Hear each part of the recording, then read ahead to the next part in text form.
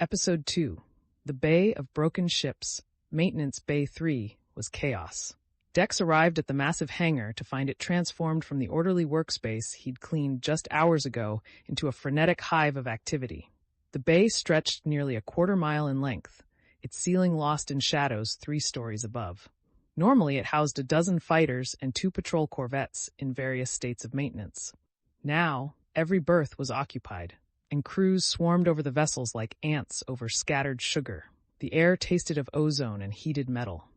Warning klaxons had been replaced by the steady pulse of work lights, amber and red painting everything in urgent hues. Sparks cascaded from welding torches. Hydraulic lifts groaned under the weight of missile pods being loaded into fighter bays.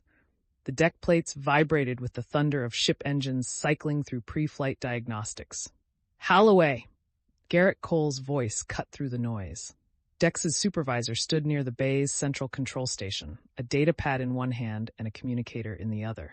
Sweat already beaded on his broad forehead despite the bay's climate control working overtime. About damn time. Dex jogged over, dodging a fuel line being dragged across the deck by 2 technicians. "What's the situation?" "Situation is we've got 23 fighters that need to be combat ready in 4 hours, and half of them have been sitting in maintenance for weeks." Garrett gestured at the organized chaos around them. "Command's mobilizing the rapid response fleet. Everything that can fly needs to fly." "Zeta-Seven?" "Yeah." Garrett's expression darkened. "Distress signal cut out 20 minutes ago. They're sending in the cavalry, and we're the ones who make sure the cavalry doesn't break down halfway there." Dex felt a chill despite the bay's heat. Zeta-Seven was a mining colony, 15,000 people, mostly civilians, families.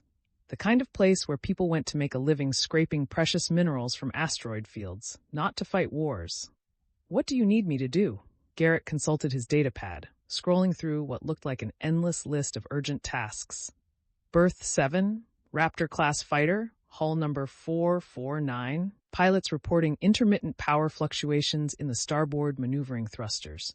Could be the coupling assembly, could be the power relay, could be gremlins for all I know. Figure it out and fix it. Fast. On it. Dex started toward berth 7, then paused. "Garrett, do we know what hit them?" The older man's jaw tightened. "No, and that's what scares me." Berth 7 sat near the bay's far end, where the artificial gravity generators created a slight shimmer in the air, a side effect of the field overlap that made Dex's inner ear complain. The Raptor-class fighter crouched in its maintenance cradle like a predator waiting to strike. 30 feet of angular aggression, all sharp edges and weapon hardpoints. Dex had cleaned these birds 1,000 times, knew every panel and access port. A woman in a flight suit stood beside the fighter, running her hands along the starboard thruster assembly with the focused intensity of someone who trusted their life to the machine. She was young, maybe 25, with dark hair pulled back in a regulation bun and the kind of lean, coiled readiness that marked career pilots. "You the maintenance tech?" she asked without looking up. "Dex Holloway." He set down his toolbox and pulled out his diagnostic scanner. "What's the problem?" "Power drops. Intermittent, no pattern I can find. Happened twice during my last patrol. Almost got me killed dodging debris in the helix belt." She finally looked at him, and Dex saw the sharp intelligence in her brown eyes and the fear she was trying to hide. "I need this bird working. My squadron's first wave to Zeta-7." Dex felt the weight of that statement. First wave meant first into whatever had taken out a mining colony. "I'll find it." He activated the scanner and began running diagnostics, methodically working through the power distribution network. The thruster assembly was a complex piece of engineering. Plasma injectors, magnetic field generators, cooling systems, all working in concert to provide the precise thrust control that kept fighters maneuverable in combat. A malfunction here could send a pilot tumbling out of control at exactly the wrong moment. The pilot watched him work, her tension palpable. How long? As long as it takes to do it right. Dex didn't look up from the scanner. "What's your name?" "Lieutenant Kira Chen, 2nd Squadron, Raptor Wing." "Well, Lieutenant Chen, I'm going to make sure you come back from Zeta-7. Just give me a minute." The scanner beeped. A fluctuation in the power relay junction. Dex accessed the thruster assembly's maintenance panel, his fingers finding the catches from muscle memory. The panel swung open, revealing the tangle of conduits and circuits within. There, a hairline fracture in the primary relay coupling, barely visible but enough to cause intermittent power loss under stress. The kind of thing that wouldn't show up on standard diagnostics, but would fail catastrophically in combat. Found it, Dex said. He pulled a replacement coupling from his toolbox. Thank whatever gods watched over maintenance techs that he'd restocked yesterday. Give me 10 minutes. He worked quickly but carefully, disconnecting the damaged coupling and installing the new one. His hands were steady despite the urgency thrumming through the bay. Around them, the organized chaos continued. Pilots shouting questions, crew chiefs barking orders, the constant background roar of ships powering up. "You been doing this long?" Lieutenant Chen asked, watching his hands. 6 years. Started as a general maintenance tech, worked my way up to systems specialist. Dex secured the final connection and ran a quick diagnostic. Though up is relative when you're still wearing a janitor's uniform. The uniform doesn't matter. The work does. She studied him with a pilot's assessing gaze. "You're good at this." "Just doing my job." "No." She shook her head. "I've watched a lot of techs work. Most of them are competent. Some are good. You're different. You don't just fix things, you understand them. There's a difference." Dex felt uncomfortable under her scrutiny. He closed the access panel and ran a full diagnostic sequence. The scanner's readout glowed green across the board. Power flow steady, no fluctuations, all systems optimal. "Try it now," he said. Lieutenant Chen climbed into the cockpit and initiated the thruster test sequence. The starboard maneuvering jets fired in a precise pattern, blue-white plasma exhaust washing across the deck plates. The power flow remained rock steady. "Perfect," she called down. "Thank you, Holloway, really." "Stay safe out there," Dex said. He meant it. She gave him a grim smile. "I'll do my best, but if those things at Zeta-Seven could take out an entire colony..." She didn't finish the thought. She didn't need to. Dex was packing up his tools when the commotion started near the bay entrance. He looked up to see a group of officers entering, led by a woman whose presence seemed to command attention without effort. She wore the uniform of a diplomatic officer, dark blue with the silver insignia of the Xenolinguistics Corps, and moved with the kind of confidence that came from navigating alien cultures and hostile negotiations. Dr. Elara Vos. Dex recognized her from station briefings and the occasional glimpse in the corridors. The station's chief xenolinguist, responsible for maintaining relations with the dozens of alien species that passed through Starbase 447. She was brilliant, by all accounts, fluent in 47 languages, including several that required specialized vocal apparatus humans didn't possess. She was also, Dex couldn't help but notice, striking. Not in the conventional way of entertainment vids, but with an intensity and intelligence that made her memorable. Her dark hair was cut in a practical shoulder-length style, and her mixed heritage, European and Asian if he remembered correctly, gave her features an elegant symmetry. She was speaking rapidly to the officers around her, gesturing at a holographic display one of them carried. Even from a distance, Dex could see the tension in her posture. "Can't assume it's the Cretherium," she was saying as they passed near Berth 7. "The attack pattern doesn't match their standard behavior. They consume, they don't selectively destroy, and the transmission we received before the signal cut out." "Doctor, with respect, we don't have time for linguistic analysis." The officer beside her, a major with the hard eyes of someone who'd seen combat, cut her off. "We have a colony under attack and a fleet to deploy. And if you deploy that fleet against the wrong enemy, Major, you'll be starting a war we can't win." Dr. Voss stopped, forcing the group to halt with her. The distress call included fragments of what sounded like Thryn war poetry. If the Thryn clans are involved, the Thryn are signatories to the Galactic Accord. They wouldn't they? She pulled up something on the holographic display. Dex couldn't make out the details from where he stood. 3 Thryn merchant vessels went missing in the Zeta sector last month. What if this is retaliation for something we don't even know happened? The Major's expression hardened. "That's speculation. It's analysis. It's my job." Dr. Voss's voice carried the kind of controlled frustration that came from being right but not being listened to. At least let me review the full transmission before the fleet jumps. If I can identify the attackers. You have 2 hours, Doctor. Then the fleet launches with or without your analysis. The group moved on, their voices fading into the general noise of the bay. But Dex stood frozen, Lieutenant Chen's words echoing in his mind alongside fragments of the conversation he'd just overheard. You don't just fix things, you understand them. The Thrin are signatories to the Galactic Accord. Do you know why we're here? Something was wrong. Something beyond the obvious crisis of a colony under attack. Dex couldn't articulate what exactly, just a feeling, an instinct honed by 6 years of noticing things others overlooked. The way the Admiral had looked at him earlier. The tension in Dr. Voss's voice. The fear he'd seen in Lieutenant Chen's eyes. The pieces didn't fit, but he couldn't see the full picture. Holloway, Garrett's voice crackled over his communicator. Need you at berth 12. Corvette's got a coolant leak in the port engine assembly. Bring your full kit.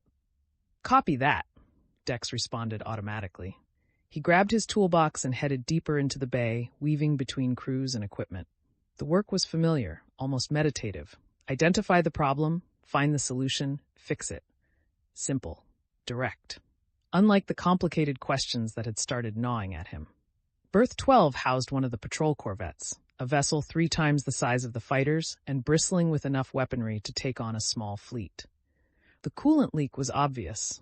A thin stream of fluorescent green fluid dripping from the port engine housing, pooling on the deck plates below. Dex set to work, but his mind kept drifting. To Admiral Strand's cryptic words. To Dr. Voss's concern about attacking the wrong enemy. To the fact that an entire colony had gone silent and nobody seemed to know why. He was tightening the final seal on the coolant line when he heard it. A sound that didn't belong. A high-pitched whine, almost at the edge of hearing, coming from somewhere deeper in the Corvette's engine assembly. Dex paused, listening. There it was again. Not mechanical, at least not like any mechanical sound he knew. It almost sounded like singing? No, that was ridiculous. He leaned closer to the engine housing, trying to pinpoint the source. The sound grew clearer, and with it came a sensation he'd never felt before, a tingling in his fingertips, a pressure behind his eyes, like the moment before a thunderstorm when the air itself felt charged. The engine housing began to glow. Dex jerked back, but the glow intensified, not from the engine itself, but from something behind it. Through the maintenance access port, he could see a faint luminescence, pulsing in rhythm with the strange singing sound. What the hell? He breathed. He should call Garrett, should report this. But something stopped him, the same instinct that had kept him alive in 6 years of working around dangerous machinery. This wasn't a malfunction. This was something else. Dex reached for his diagnostic scanner, but before his fingers touched it, the glow suddenly vanished. The singing stopped. The tingling sensation faded as quickly as it had come.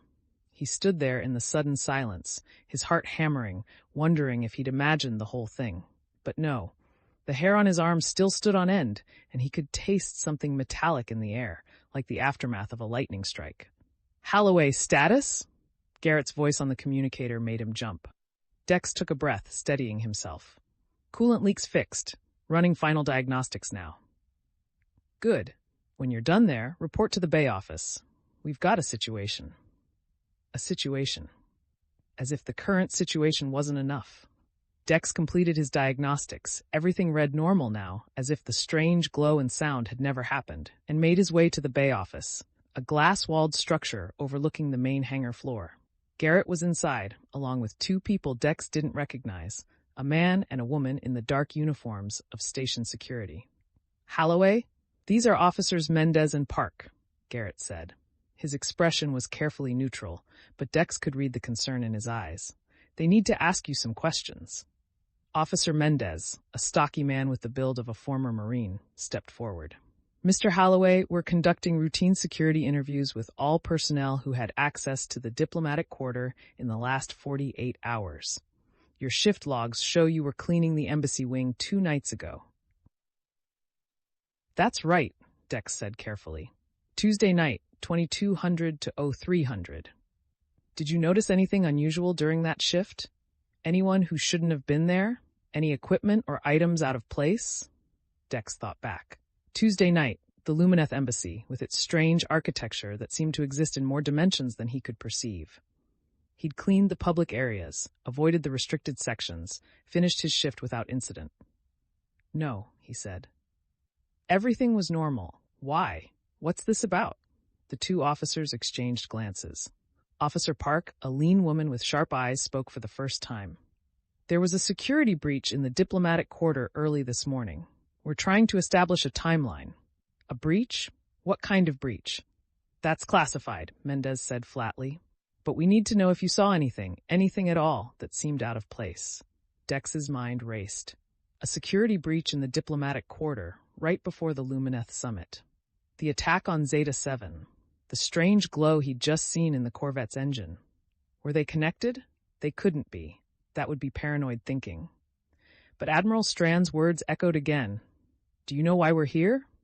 I didn't see anything, Dex said honestly. Just did my job and moved on. The officers asked a few more questions, routine, procedural, then thanked him and left. Garrett waited until they were out of earshot before speaking. You okay, kid?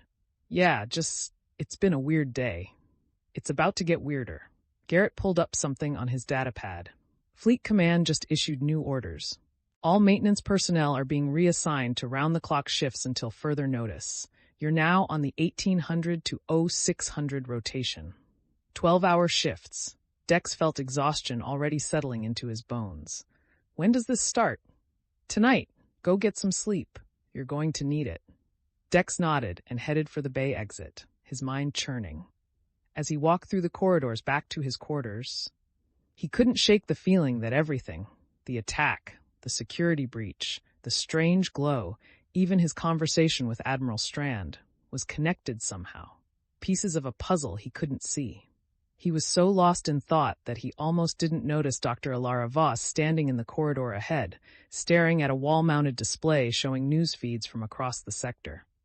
She looked exhausted, her shoulders tight with tension. Dex started to walk past, not wanting to intrude, but she spoke without turning. They're not going to listen, she said quietly. The fleet's going to jump to Zeta-Seven, and they're going to start shooting at whatever they find there, and it's going to be the wrong choice. Dex stopped. How do you know? She finally looked at him, and he saw the frustration and fear in her eyes, the same emotions he'd heard in her voice earlier. Because I've studied 47 different species, Mr. Holloway. Dex Holloway. Mr. Holloway. And in all that study, I've learned that violence has a signature.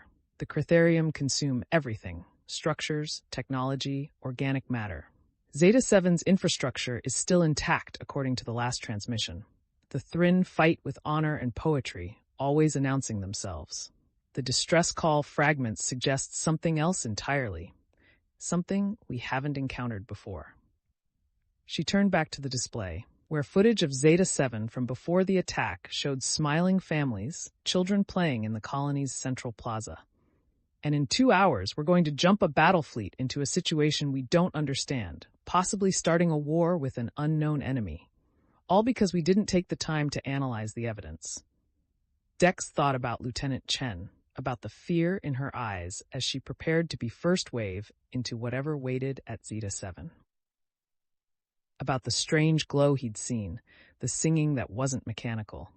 What if you're right, he asked. What if it is a new threat? Then we need to know what we're facing before we commit our forces.